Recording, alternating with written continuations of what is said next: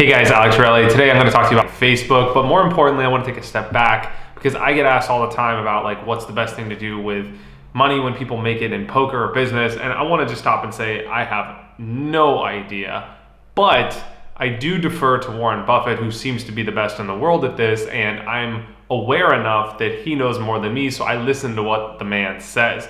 And I'm going to reiterate some of that advice, which I've really taken to heart. Then I'm going to talk about why I picked the stocks I picked, backing on some of the principles of Buffett's advice. So all this is anchored in him, and that's how I make a lot of my all my investment decisions.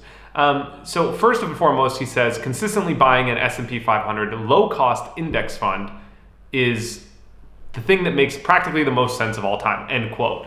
He says he also suggests staying the course, which means reinvesting in this stock, whether the market's going up or down, just buy and hold consistently over time in a S&P 500. Buffett has a famous bet, and you could Google this, but he basically bet any hedge fund owner in the world that the index funds of the S&P 500, just the 500 biggest companies in the US, an index fund with like super minimal expense ratio, that no overhead, no overseeing, that anyone could buy, like Vanguard has it, VOO, that will outperform any hedge fund in the world over a 10-year period. And he made the bet. He put up $1 million on the side, and you could Google this to make sure, but he basically crushed everybody and nobody would take the bet. This just goes to show that like investing is super simple if you just follow these principles: buy and hold and reinvest over time. It's straight from Warren Buffett. He says it publicly for free. I'm reading this off CNBC.com. It's like super basic, right? That's what I do. And I think that would be great advice for everyone because that's what Warren Buffett does. So anyway, I'd like to talk more about why I personally bought Facebook and Tesla as well. And just like my personal investing strategy that I think makes a lot of sense. But it's not really about investing. It's just about sociology in the market. And I think it's going to make for an interesting video. So one of Buffett's other pieces of advice was only buy a company that you feel like you're never going to sell because you really, really like it, and you're going to buy and hold this company over time. And that's been his strategy. And he says it's not so much that buying and never selling is the right strategy. It's just that he's super, super selective about the things that he buys. And I remember he said a great analogy or a great metaphor for investing. And he said, if you take this piece of paper and it's a punch card, and you imagine there's 20 holes in the punch card, I'm paraphrasing from an interview he did, that will represent every stock you buy for the rest of your life. And that really put things into perspective for me. It's like I have 20 picks that I'm going to make lifetime about the stocks I buy, and that means I got to be super selective, right? It's like picking something that you have very limited resources to pick. You shouldn't be buying and selling or trading every day, according to Buffett. So I decided to buy Facebook. I'm going to lead with why I bought that. I'd love to share with you my thoughts, but I'd love to hear your feedback of the simplicity of my investing strategy. So my belief is that it's 2017, October, Facebook is massively underpriced. And I don't know about the history of the stock. I don't look like the trends or whatever. I'm just talking about strictly the belief. I believe that it's underpriced because of where the attention is relative to where the money is. Now, I believe Facebook is exactly replicating what happened with Google and Google AdWords in 2003, where there was a ton of attention around Google, but the cost to bid on something was extremely cheap relative to the attention. And that's how I feel like Facebook is.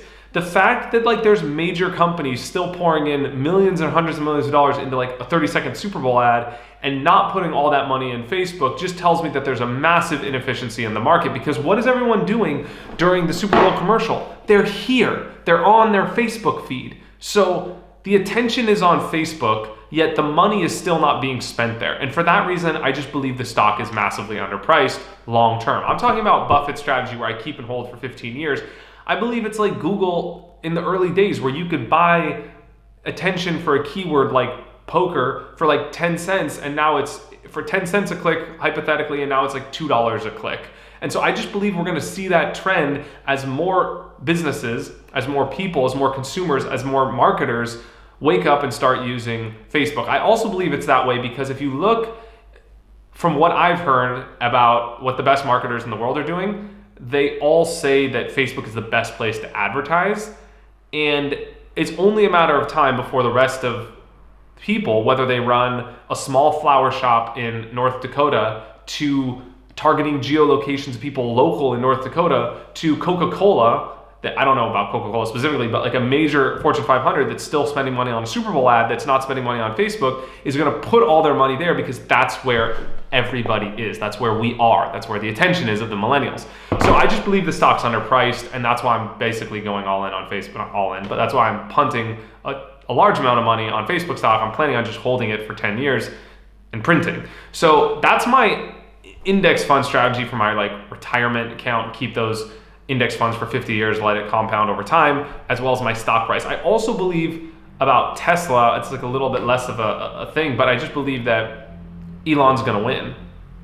And I just believe in Elon. I want him to win. I want him to win so badly. I genuinely want him to have some of my money because I love what he's doing and I want him to win. I believe in the cause. So that was it for Tesla. And I also bought Wynn stock. And I bought Wynn stock because Wynn Boston is opening in 2019. I believe in Steve Wynn. I've spent a ton of time. I mean, the Wynn Macau was like my office for a while. So I spent a ton of time at the Wynn properties, and I watched the interview with Steve Wynn too, and his vision for how he runs his business and what that man has been able to accomplish from the Bellagio, like redoing Las Vegas basically from the Bellagio, or before that all the way up to the Wynn, is truly just incredible. It's an incredible business. It's an incredible staff. It's the best run casino that I've ever been to in my life. And I've spent a lot of time in casinos around the world, and there's nothing that's even close to the level of the Wynn. And so, yeah, I just believe that the Wynn stock's underpriced too, because when Boston's going to open, their revenue is going to increase. And I believe that more importantly of all of what I'm saying is that the collective psychology of humans is what determines the price. So I almost believe to some extent that like the price of a stock is arbitrary, and it's based less on what the actual value of the stock is and what people believe the value of the stock is. And that's true for our fiat currency. Our fiat currency is not really backed by anything, so it's not worth anything, but it's worth what everyone believes that it's worth, which is why the US dollar has so much value, because it's no longer backed by gold. I believe that stocks follow a similar trend, and maybe in the long term they're going to get to the point where the market judges them. But for a massive Fortune 500 like Facebook that I don't believe is going anywhere, I just believe that like people are going to start to perceive the value of the company to be higher,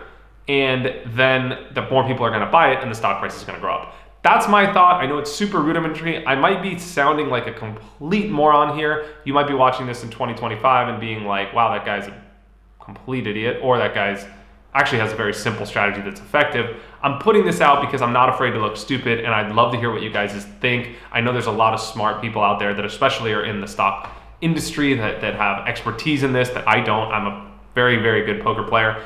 I know only what I told you today about stocks. So I'd love to hear your guys' advice. Thank you for this. If you like this video, you found value in it, you found it enjoyable, you want to make me look stupid, you want to make me look funny, or someone might benefit from this, please share it. I would greatly appreciate that, regardless of your motives. That's like the ultimate compliment.